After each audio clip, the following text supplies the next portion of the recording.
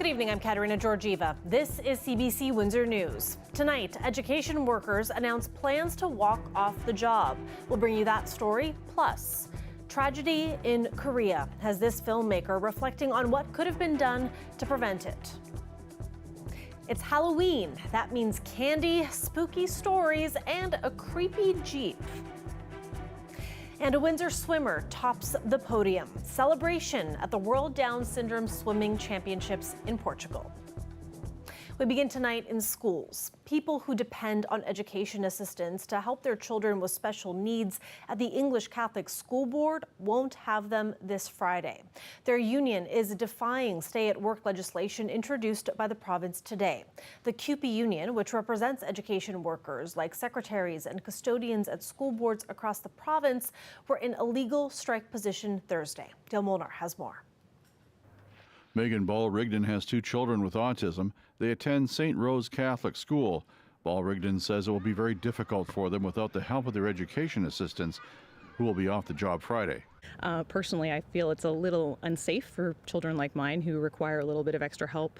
Unfortunately, myself, I'm medically vulnerable right now to infection, so keeping a mask on for them is really key to our whole family health, not just theirs.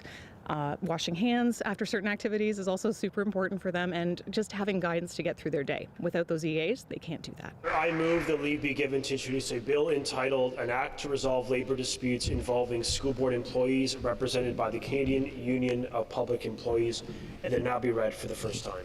The province introduced legislation today to prevent the education workers from striking this Friday. It intends to use the notwithstanding clause to keep the eventual law in force despite any constitutional challenges.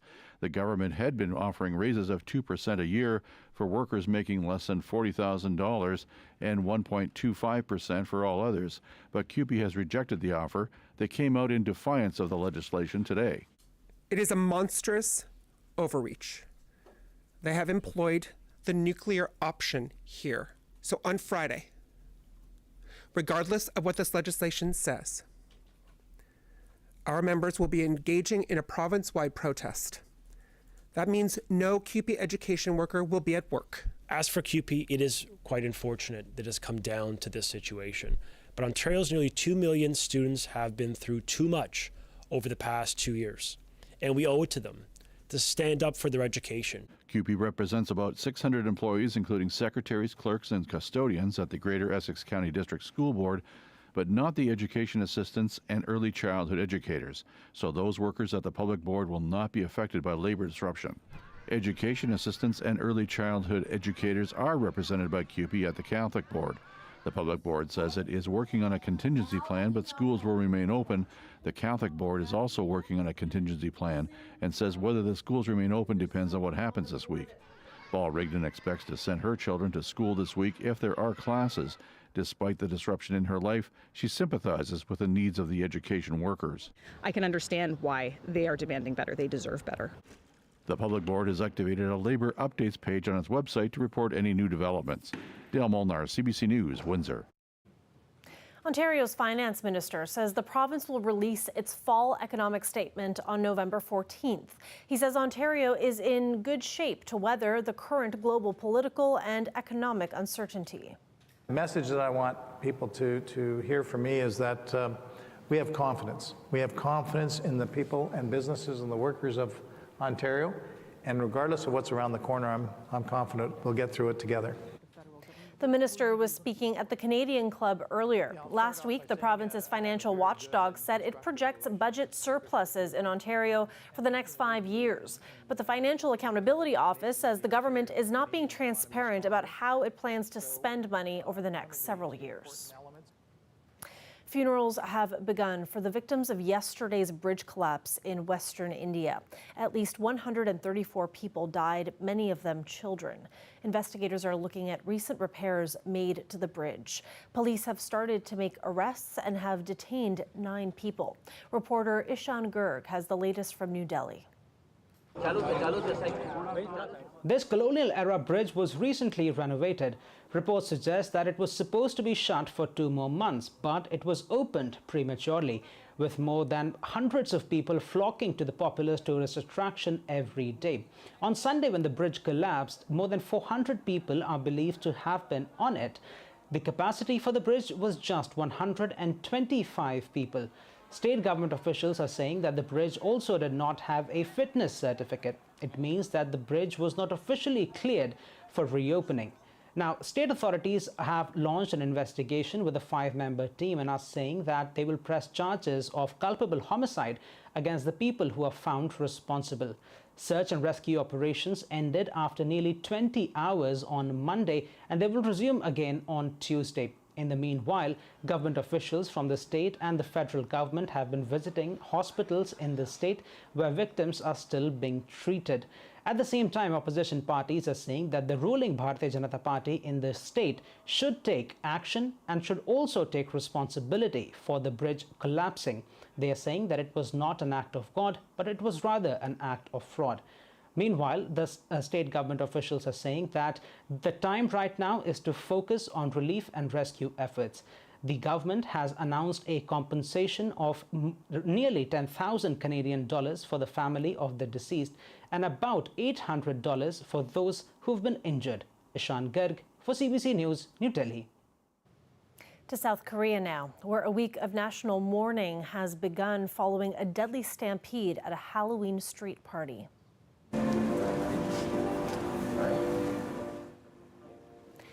Mourners gathered at a memorial service for the 154 people who died on Saturday. Many people paying their respects carried white chrysanthemums, the flower of mourning in South Korea. The victims were in a crowd of about 100,000 people on the streets of a Seoul entertainment district.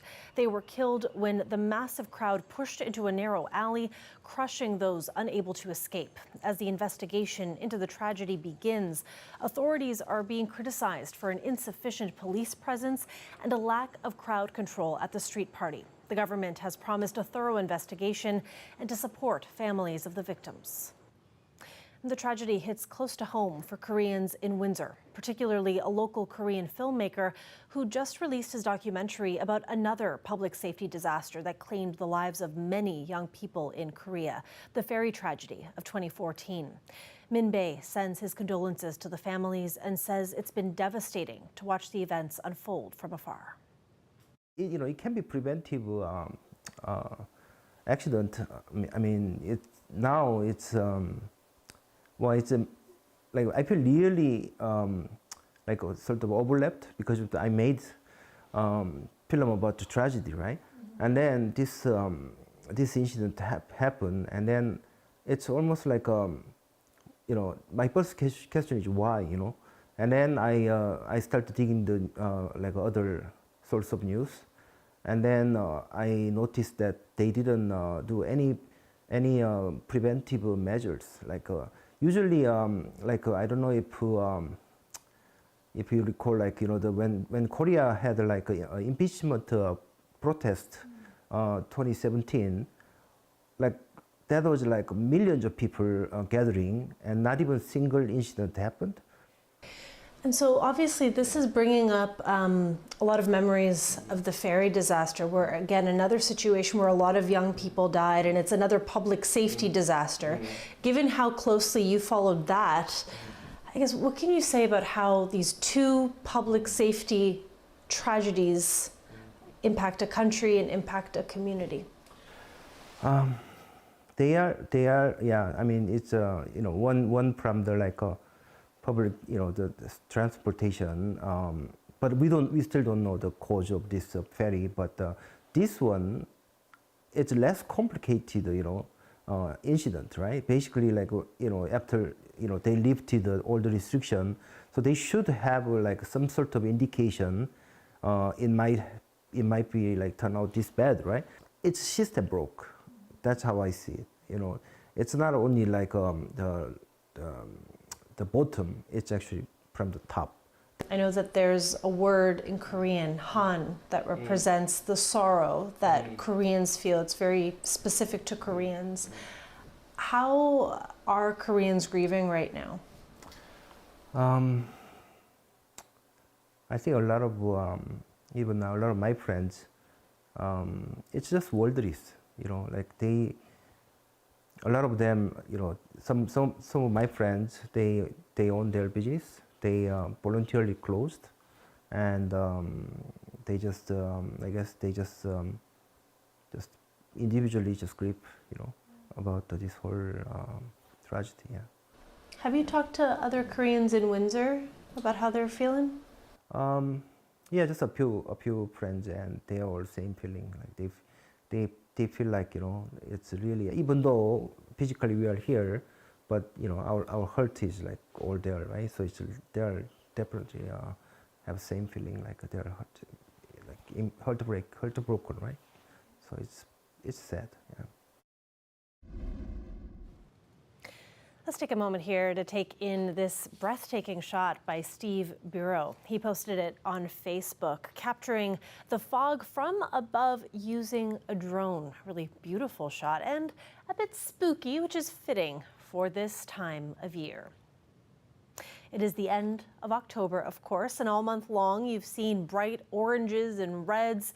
Now it's time to settle into a darker mood. Today is Halloween, and that means it's time for a ghost story. CBC's Stacey Janzer takes you on a tour of the oldest built house in Amherstburg and shares some of the spooky stories of what's happened inside.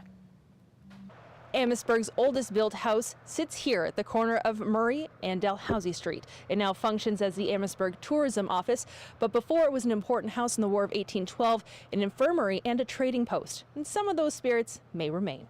Welcome to the Gordon House. This was originally the birthing room, and the manager here says legend has it that you can hear crying babies come from this room. And they keep a small black pram here in this room as a reminder of what it once was. And now, as you can see, holds historic dolls. And although those may be a little creepy, the manager, Aunt Rhoda, says when she first started coming to the office in the morning, no one else would be here. And when she opened the door, she would hear a large glass breaking upstairs. And beware, walking up the stairs may come with a little bit of help. The manager here says sometimes you can feel wind go up your back as you're going up the stairs. Finally, Rhoda said about 6 years ago, the Gordon House was opening up the basement, and some of the spirits may have taken notice because up here in this office, there was a second desk. One worker came in to see that desk hovering above the ground and then slam back down. Now, Rhoda says this worker is very fact-oriented and probably wouldn't believe it if she didn't see it for herself. And yes, she did continue working in the office. Amherstburg is home to some of the oldest houses in the region, and some may come with a ghost or two. Stacey Janzer, CBC News, Amherstburg. And kids are probably already knocking at your door doing some trick-or-treating. We all know that too much candy is bad for our teeth, but is there a range? Well, it turns out some candies are worse than others, which kind of means some are better than others. To find out more, we spoke with Dr. David Hong, a dentist at Windsor's Cabana Dental. Plain chocolate in terms of, its kerogenicity or its cavity causing properties, chocolate tends to dissolve quite quickly. So it's not, the worst thing in the world, but it is a sugary substance that bacteria can metabolize and cause, acid decay and cavities. So, like I say to all my patients, with any, treats, candies, whether it be chips, chewy candies or chocolate, moderation. There's also even things you can do before they eat candy. I know, eating cheese provides a vitamin-rich substrate along the teeth that can help the teeth, be protected from, decay while they, eat candy. Obviously, I always tell all my parents, if we're gonna eat candy, make sure we're swishing with some water. If they have candy before bed, I always tell them, make sure we're waiting at least, a half an hour before we're brushing their teeth, because we don't want that acid content and, the mechanical wear of, brushing your teeth to cause further destruction. But there are certain candies that cause a higher acid content or they're more kerogen than other candies, chips, chewy candies, that can stick onto teeth, get into crevices, those can cause a significant more acid content in your mouth and subsequently more decay. Jawbreakers always present the risk of potentially fracturing or cracking or chipping teeth. And the other thing is when children use jawbreakers or hard candies, they tend to be sucking on them for quite some time. Acid content and sugary substances, those can present a little problem because they're the acid content's so high for such a long period of time. Nuts are a good, healthy option. They're, not too carcinogenic. So I definitely recommend nuts if possible, assuming allergies are not an issue there. I'm probably going to give sugar-free suckers. They have xylitol, which the bacteria cannot metabolize, so it's a little more teeth-friendly.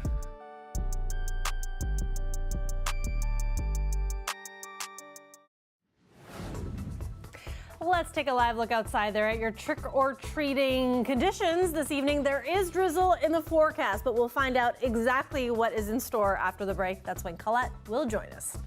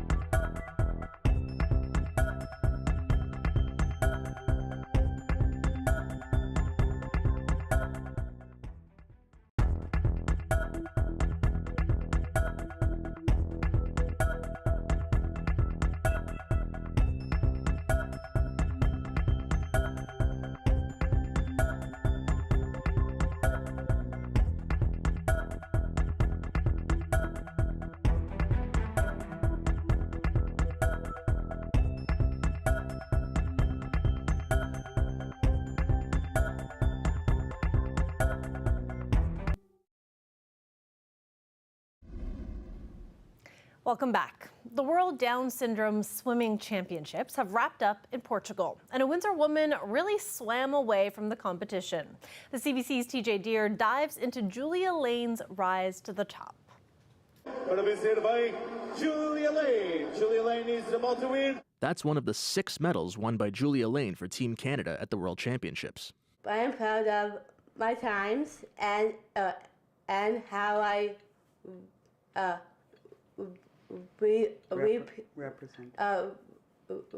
represent Team Canada.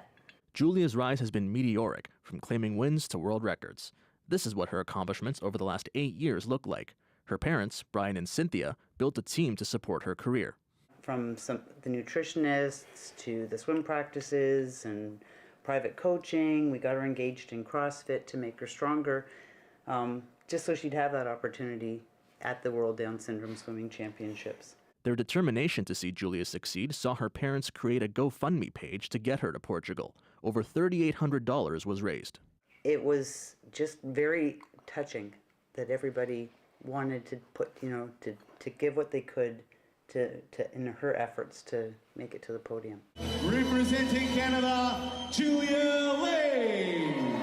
Julia is now aiming to compete in the 2024 World Championships, which will be held in Turkey. She hopes her accomplishments inspires others, saying anyone can succeed by working hard and trying their best. Thank you for everyone who supported me to my journey to the podium. I say thank you so much to watch me, and I love a life now like this. TJ Deere, CBC News, Windsor.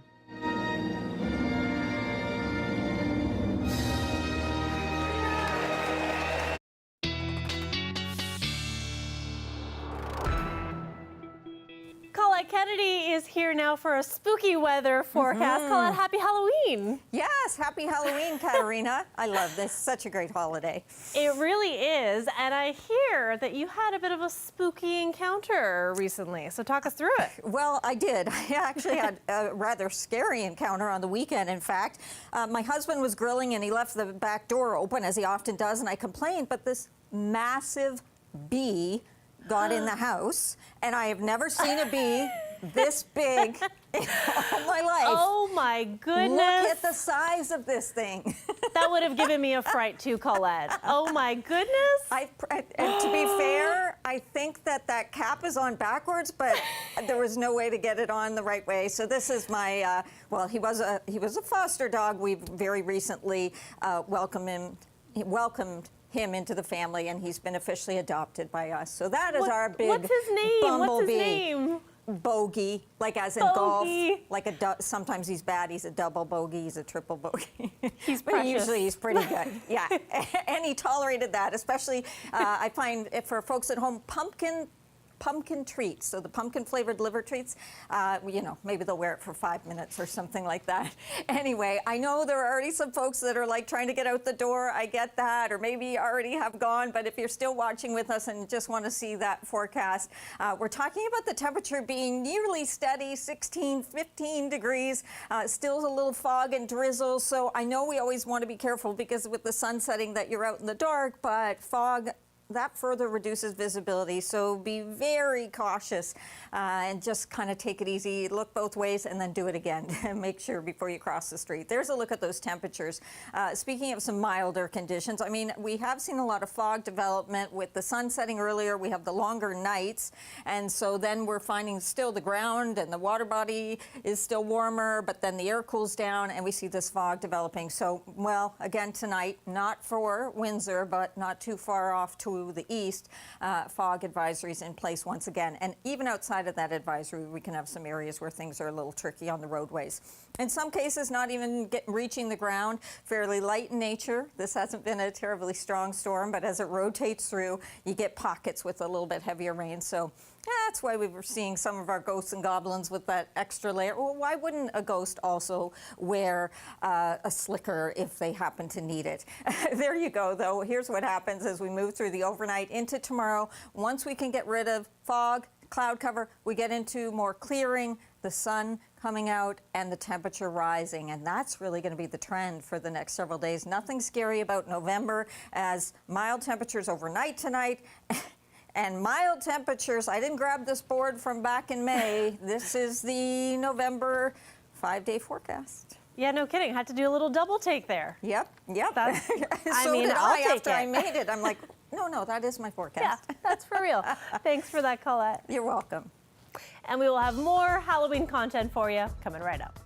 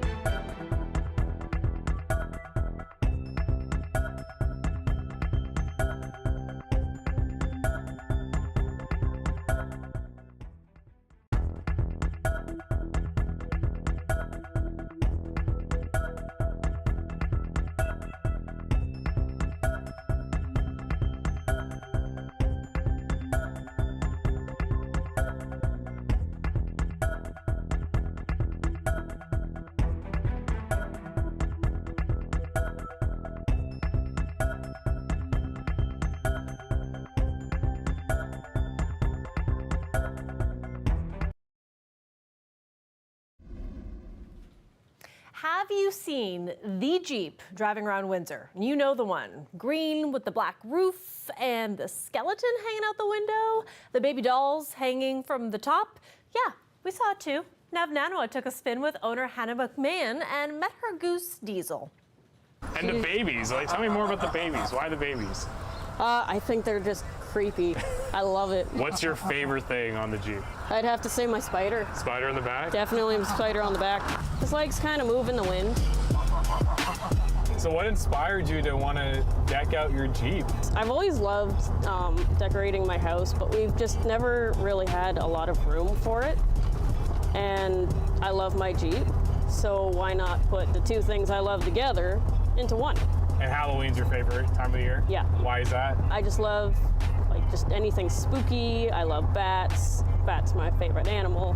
So when you think of the actual decorations that you're putting on your Jeep, do you have an idea usually in mind, or do you just typically get a bunch of props and figurines together and just sort of use this as your blank canvas? Well, lately it's been a blank canvas, but I'm planning on doing next year as just a skeletal theme, something to do with a cemetery.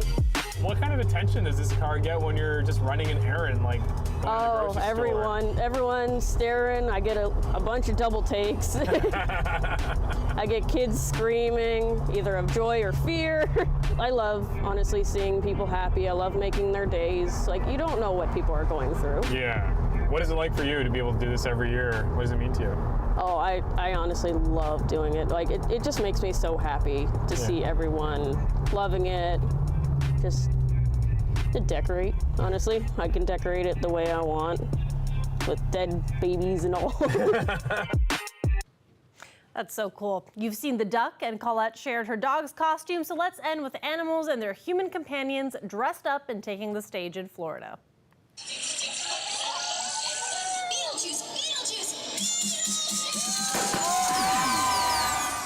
So their appearance was part of a costume festival in Key West, and the theme, cult classics and cartoon chaos. Costumes on display range from pirates and mermaids and unicorns, characters from Beetlejuice. The masquerade merriment wasn't just for fun. Proceeds will benefit a local animal welfare charity. That is it for CBC Windsor News. For news anytime, go to our website, cbc.ca/Windsor. Happy Halloween, everyone. Thanks for watching, and have a good night.